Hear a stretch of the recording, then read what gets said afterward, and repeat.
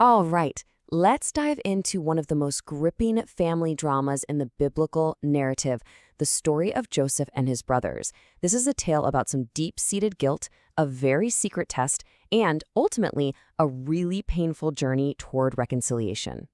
So here's the central question. How do you know if someone has truly changed? I mean, imagine this. You're Joseph, you're now this incredibly powerful ruler in Egypt, and who shows up one day begging for food? Your brothers. The same brothers who sold you into slavery decades ago. And the craziest part? They have no idea who you are. So, what does Joseph do? Well, with his identity totally under wraps, he comes up with this incredible plan. He has to find out, are these the same cruel, selfish guys who betrayed him all those years ago?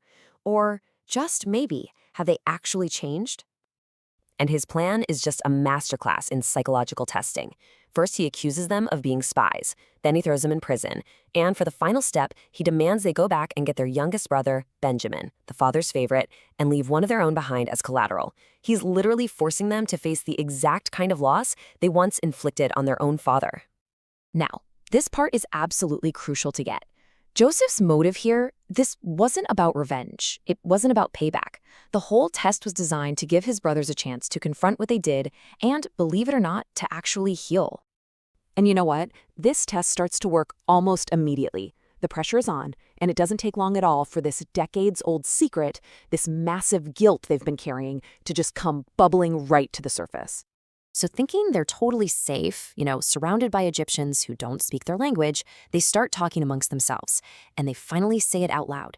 They admit that this mess they're in is their own fault. It's payback for what they did to their brother Joseph. And talk about dramatic irony, right? They have no clue that the powerful ruler judging them is the very brother they're talking about. See, Joseph had been using an interpreter the whole time, so they felt completely free to speak their minds.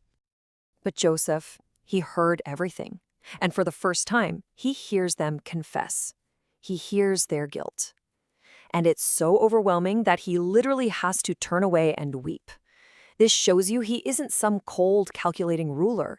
He's a brother who is just completely overcome with emotion. There's a powerful principle you see in a lot of traditions, summed up right here. What you sow, you will eventually reap. For Joseph's brothers, the seeds of betrayal they planted all those years ago, well, it was finally harvest time. Okay, so this whole test isn't just about the brothers. The consequences start to ripple outward, affecting the entire family. They return home without Simeon and have to deliver this absolutely devastating news to their elderly father, Jacob. And right here, you see two totally different kinds of despair. The brothers are terrified. They see this as a punishment from God. But their father, Jacob, he's not thinking in those grand terms. He's just a grieving dad who feels like the world is conspiring to take everything from him, one loss at a time. But here's the biggest twist of all, the thing they have absolutely no clue about. While they're experiencing all this pain and tragedy, behind the scenes, a much, much bigger plan is unfolding, a plan for their family's ultimate survival. So the famine gets worse and worse, and eventually, they've got no other choice. They have to go back to Egypt. And this is what leads to the story's big emotional climax, and it's all spearheaded by one brother in particular, Judah. To convince his terrified father to let their youngest brother Benjamin go with them, Judah makes this just unbelievable pledge. He says, "If anything happens to the boy, I will bear the blame forever." He offers to become a slave for life in Benjamin's place. It's a true act of self-sacrifice, and it's the polar opposite of the selfish man he used to be. And right there, in that one moment, Joseph gets his answer. Seeing Judah's complete transformation and seeing his beloved brother Benjamin standing right there, safe and sound, it's just too much. He is so moved he has to leave the room again to weep. And that's the sign that reconciliation is finally possible. So after all of that, all the drama, all the anguish, this incredibly elaborate and painful test, what are we supposed to take away from it all? What was the point? Well, at its core, this whole story is a powerful picture of what redemption really looks like. It shows us that real healing, real restoration, it isn't easy and it isn't an accident. It's a deliberate and often very painful process designed to fix what's been broken. Because in the end, this ordeal Joseph put them through was never about destroying his family. Not at all.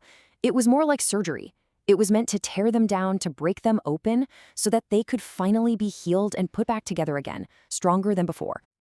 And that kind of leaves us with one last big question to chew on, doesn't it? The story seems to suggest that real, deep reconciliation, not just with other people, but with our own pasts, sometimes requires us to face the very pain that we once caused. And you have to wonder, what makes that journey worth it?